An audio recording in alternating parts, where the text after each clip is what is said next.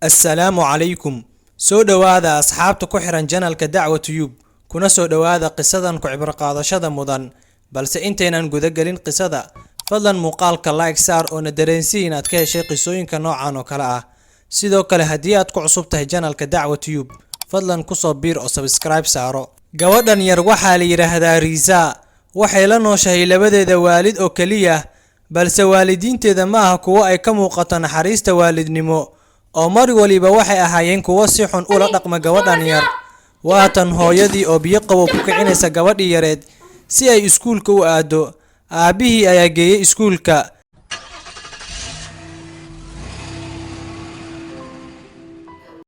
balse macallimadii ayaa aabihii u sheegtay in gabadhiisa ay ku dhacday imtixaanka ayna u gudbi karin fasalka xiga. Aabihii ayaa wajigiisa isbedelay oo aad uga xumaaday natiijadii ay keentay gabadhiisa. Coba deh Bapak lihat perubahan yang terjadi pada nilai Riza semester ini. Markii ay yimaadeen guriga, aabihii ayaa bilaabay inuu canaantay gabadhiisa ilaa uu markii dambe u gacan qaaday.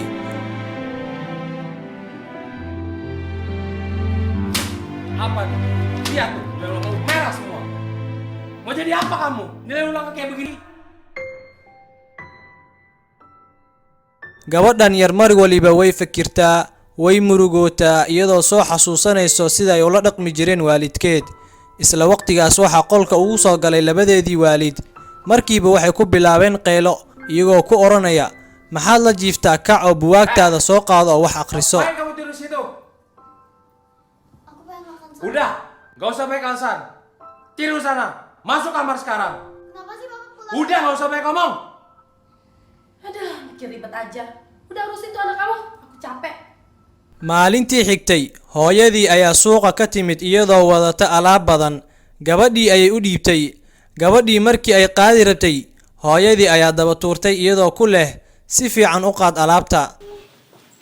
Bawa semuanya. Maalin maalmaha ka mid ah, gabadhii iyadoo la ciyaaraysa caruur kale ayay waxay weydiiyeen, maxaa gacanta kaaga dhacay? Miyaa lagu garaacay Riza? Waxayna ku tiri iyadoo ka qajilaysa, maya, waxaan ka soo dhacay jaranjarada guriga. Markii laga soo fasaxo iskuulka, Riza iyo saaxiibadeeda waxay sugaan waalidkood. Saaxiibadeeda waxa u timid hooyadeed, balse Riza hooyadeed uma iman. Waxay weydiiyeen halka ay ku maqan tahay hooyadeed. Riza ayaa ku tiri, hooyaday way soo socotaa, halkan ayaanu ku sugayaa. Ya, dah.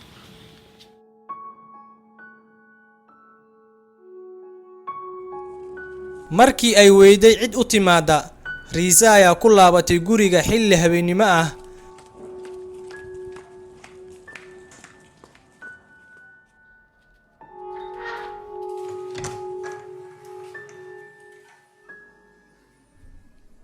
Markii ay soo gashay guriga, waxay aragtay aabaheed oo sugaya. Aabihii ayaa ku yiri, maxaad la soo dahday? Dabadeedna wuu garaacay. Gabadhii ayaa soo gashay qolkeeda.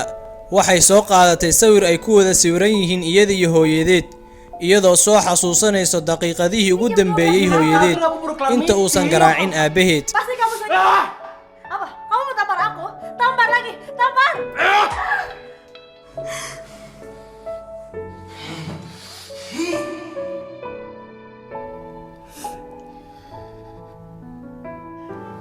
Hooyadii ayaa u timid gabadheeda iyadoo ku leh, cafi hooyo, dhibkii aan kuu geystay.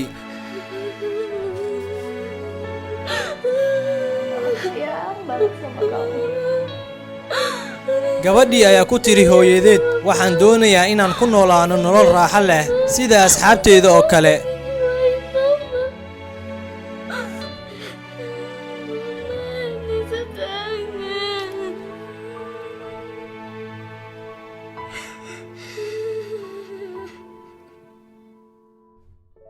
Kamu sudah berapa tahun di sini kerja?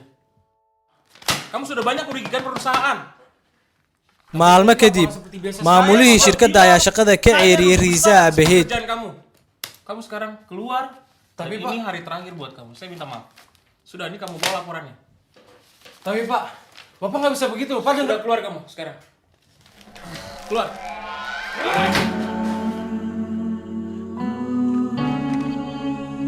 kadib waxaa soo food saartay dhaqaale xumo dabadeedna waxa uu iibiyey gaarigiisa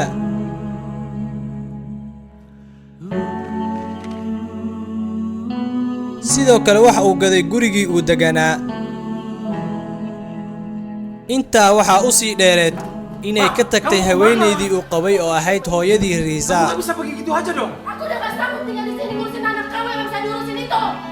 Kamu aja ngasih uang aku pas-pasan. Kurang apa lagi, Ma? Kurang apa lagi? Aku gak mau. Aku mau ilbiriqsiyo kadib waxa uu arkay aabba xambaarsan inantiisa taasoo oo u muujinayo naxariista waalidnimo. Aabihii dhalay Riza ayaa soo xasuustay gabadhiisa wuxuuna si degdeg ah u aaday guriga. Bisa.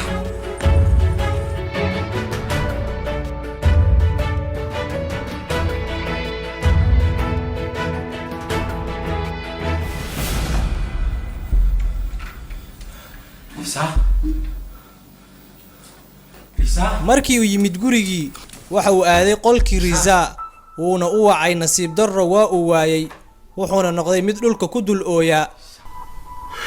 Bisa, kamu di mana, Nak? Jangan tinggalin Papa.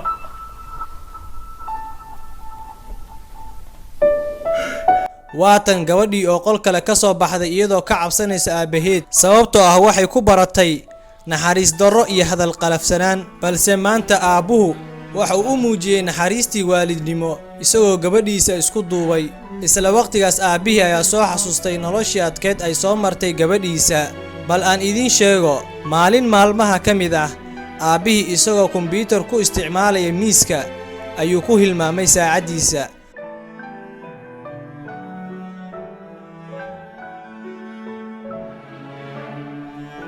wax yar kadib waxaa timid gabadhiisa iyadoo wadata alaab ay ku ciyaarayso balse ma aysan arkaynin saacadda miiska saaran.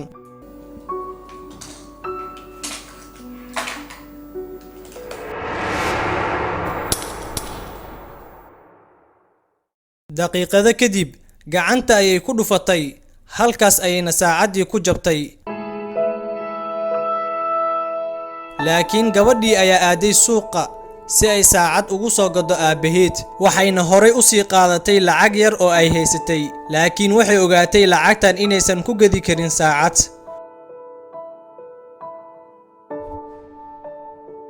way baxday oo waxay aaday maqaayad lagu cabo qaxwaha si ay ugu soo shaqayso markii ay u timid maamulkii maqaayadda waxay ka codsatay inay ka shaqayso maqaayadda.